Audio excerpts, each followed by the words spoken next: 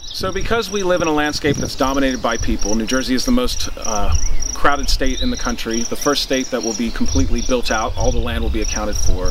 We've got to make active decisions for how we manage wildlife, how we manage nature. New Jersey Audubon has very thoughtfully developed a forest stewardship plan to govern the management of this property, this wildlife management area, to make it more diverse and more suitable for the wildlife that depend upon it.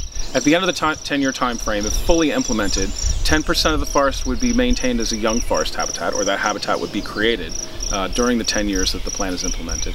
And we would also enhance the middle-aged forest to make it more like an old-growth forest, so that 10% of the forest here is more like an old-growth forest. And then you're left with the 80% of the forest remaining in that middle-aged state to continue to grow and succeed and go through the forest successional stages, while those other young forest patches grow up and become more mature.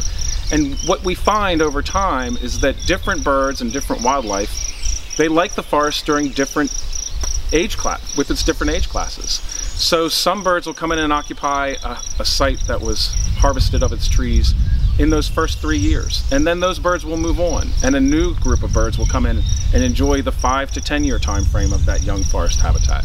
And that process continues.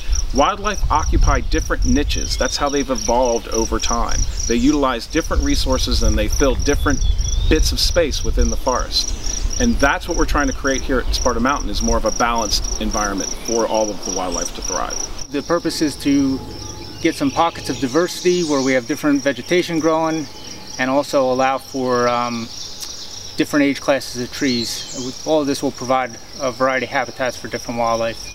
This is about a 13-acre cut that we did in 2013. It's had 3 growing seasons on it so far, and we're coming into the 4th growing season now. It's performing as we expected. We have a tree growth and response of herbaceous plants has been phenomenal, and the diversity of wildlife associated with that has been beyond what we expected.